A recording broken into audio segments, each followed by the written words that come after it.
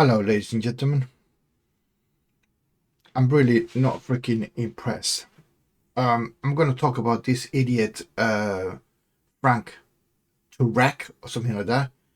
He's from same area as Daft Dawkins, New Jersey, right? And he was talking about a Navy SEAL that died in a Iraqi war, right? And we are going to watch this video, and also I'm going to show how he embellish the video for Mr. Tarek's gain. You watch. It's actually disgusting.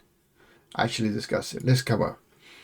Right. So without further ado, let's start. Some of you may have heard me tell the Look, the level of arrogance of this idiot is he's got Frank Turek and then Dr. Frank Turek and Dr. of what, right? And then in his book, it's also got Frank Turek. So in that big screen, he's saying, I'm shit hot. But he's going to tell a true story about an event. this true story before, but it bears repeating right now. Let's go all the way back to September 29th, 2006. That's when Petty Officer Michael Monsoor is a United States Navy SEAL operating in Ramadi, Iraq. Monsoor is standing on a roof in Ramadi, and he's standing in front of a doorway to this roof. Right, he's standing on a doorway on a roof. We're going to stop here because that's the first lie he has made.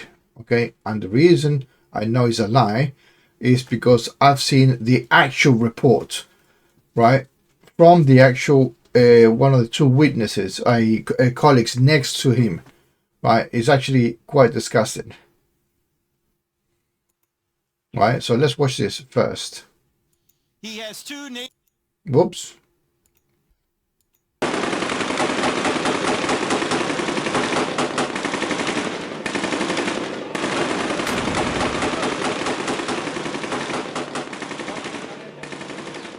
Al-Qaeda owned 2/3 of the entire city. Task Unit Bruce. 2/3.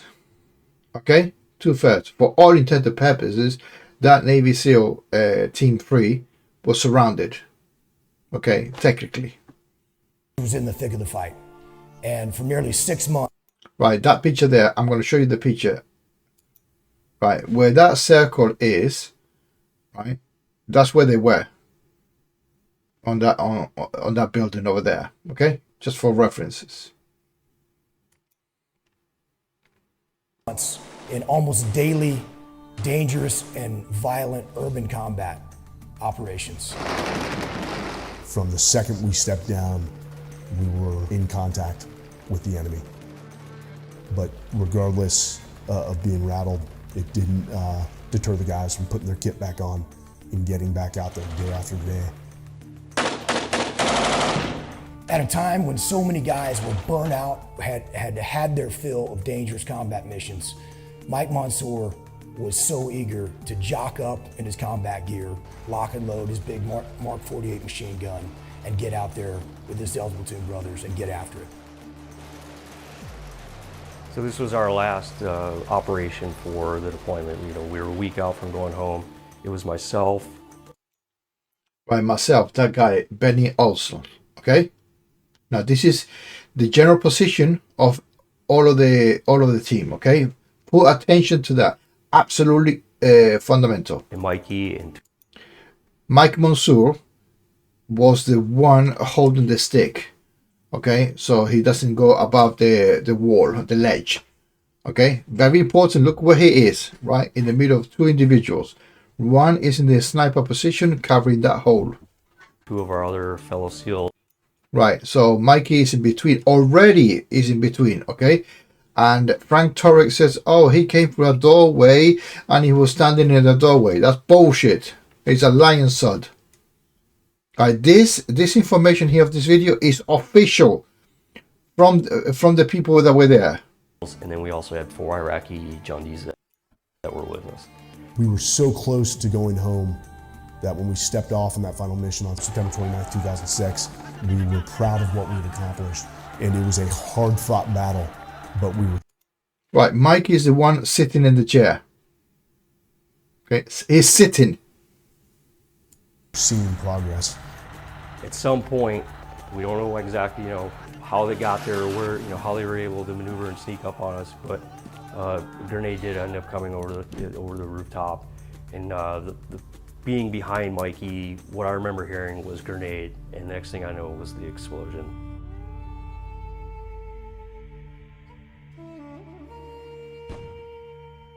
And so he made a very conscious and deliberate, selfless decision. Looked my direction, yelled grenade, and jumped down on it.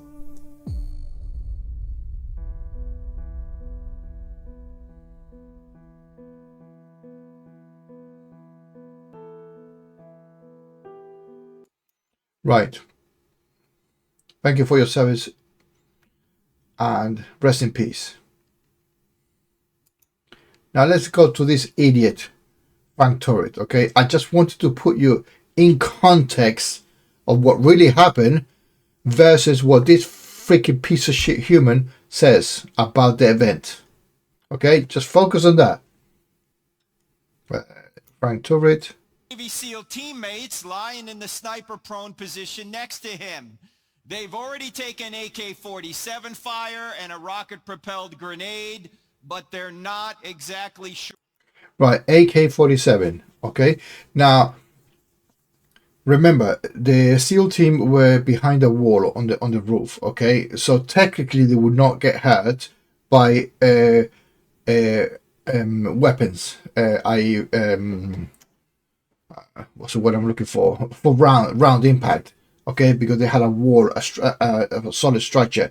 Right, the only thing that can hurt is RPGs, rocket propelled grenades, or physical hand thrown over grenades. That's the only real threat that they could say. Or mortars, right? But anything that could any pyrotechnics that can go over, that would be the real threat. Okay, but they were safe. Where the enemy is, there's a bit of a lull in the fighting. Insurgents have blocked off the streets in Ramadi, and they did not block the streets on Ramadi. Okay, what will happen is that they were throwing furniture and this and that, right? A Humvee could have easily gone over it. Okay, that he's partially correct, but he's not correct. He's saying that they were surrounded. Bullshit. You know why it's bullshit? Because the SEAL team is back in the US, and that happened about, what, 15 or so years ago? Okay, so he's talking out of his ass. Someone on the loudspeaker in the town mosque yelling. This is made up. I've tried to research this, right, and what this geezer is saying, right, Kill the Americans! This is embellishment. This is dramatization, okay? None of the SEAL team said this, that they have heard this, right? It's not in any of the reports that I've managed to get hold of, okay? And this guy is full of it. That's a nasty piece of work. He's trying to elevate the situation to go to his religion. You watch. As Monsoor and his team are looking for the next attack, an insurgent from an unknown location throws a grenade up on the roof. It hits Monsoor in the chest, and it falls to his feet. Due to the length of the throw, there's no opportunity to pick it up and throw it back. He has only a split second to make a decision. Remember what he said, a split second decision.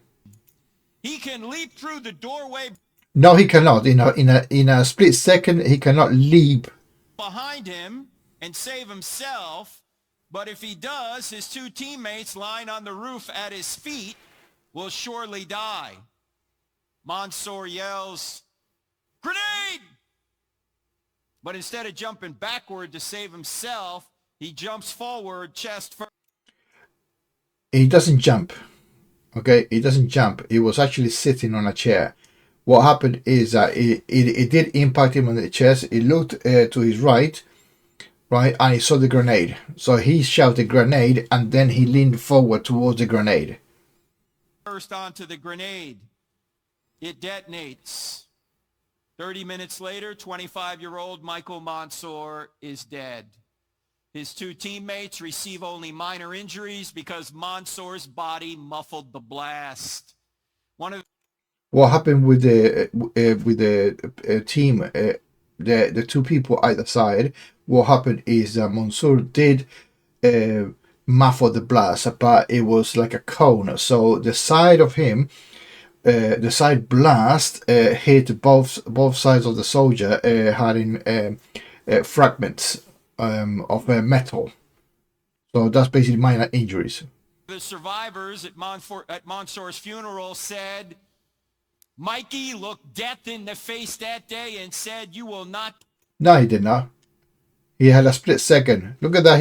He's telling a story like if the grenade hit the floor. It says, "I look into the face of death, yeah, and I challenge death, and I'm gonna do that." No, he's embellishing it. Take my friends, I will go in their stead. I've never seen a United States president cry until April of 2008. That's when President George W. Bush invited Monsoor's parents into the East Room of the White House to give them their son's Medal of Honor posthumously. The president couldn't even get through the citation without breaking down. Well, we know that George Bush. Well, no comment. Since then, Monsoor's high school in Garden Grove, California, built a new stadium.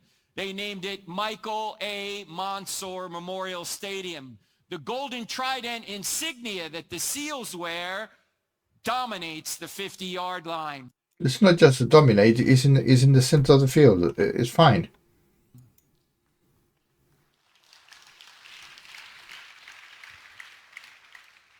January 2019, San Diego, California, North Island to be specific. The United States Navy commissioned the USS Michael Monsoor, the newest guided missile destroyer in the fleet, Zumwalt-class. This is Monsoor's mother, Sally, being escorted onto the ship named in honor of her fallen son. Now, why did they do this? Because Michael Monsoor literally sacrificed himself to save his friends. Which is an honorable thing to do. But he sacrificed himself. What did he not do? Resuscitate. Right? So his death had a merit behind it. He gave his life for his country and ultimate for the two colleagues, for his two fellow soldiers next to each other, side by side. Totally understandable. There's no greater love than to sacrifice yourself to save your friends, said Jesus of Nazareth before. You see, that's what pisses me off, right? He tells a great story about a powerful soldier that gave his life for his comrades. Totally respectful. And what this idiot says? Oh, Jesus Christ did the same thing. No, he fucking didn't. That's a story. Before he went to the cross. Michael Monsoor sacrificed. Look at that picture. See the picture, ladies and gentlemen? Where they put the nail here. Right? And some of the pictures or the shroud or whatever, it says no. The blood is the point of the blood is here in the wrist. Here. Right? Because this is how it cannot fall. But if you put the nail there, the weight of the body could actually rip it. Himself to save his friends. The question is, would anyone sacrifice himself to save you? And the answer is, someone already has. His name is Jesus of Nazareth. But in today's culture, a lot of people don't think this story's true. Of course it's not true. It's myth. They think it's invented. After all, these are religious people. They embellished this, didn't they? Yeah, like you embellished that he was Monsoor was next to a door with the possibility of leaving. Right, he could jump out and leave and go through the stairway or whatever. Right, that's what you do, Christians, embellish things. That's why you, Frank Torrey, are disgusting. Yeah, you use an honorable death of this military soldier, right, and you use it to push the Jesus agenda, like if it's the same thing, right? But what the hell you're missing is that if somebody, right, can resuscitate from giving his own life, his or her own life, the death hasn't got any merit, right? Because if Monsoor would have died and 3 days later said, "Oh, don't worry about it, I only had a pain chest," but no, the gentleman died, sacrificed his life, yeah, for others. Okay, no questions asked. But your fucking religion saying, "Oh, this Jesus Christ gave his life." No. If the story is even an possibility that is true, it's got zero merit, because according to you idiots, he lived prior his existence, his earthly existence, and then he lives forever. Yeah, to live forever and die in one day, that is nothing, right? Allegedly, he's going to live forever, but and it's better off than in his alleged earthly time, right? Don't compare real humans with your fucking myth.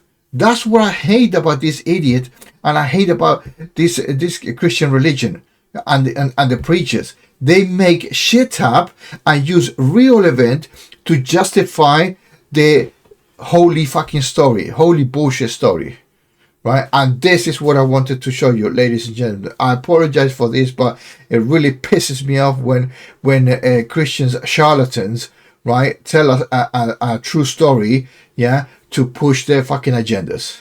And with that, ladies and gentlemen, have a nice one.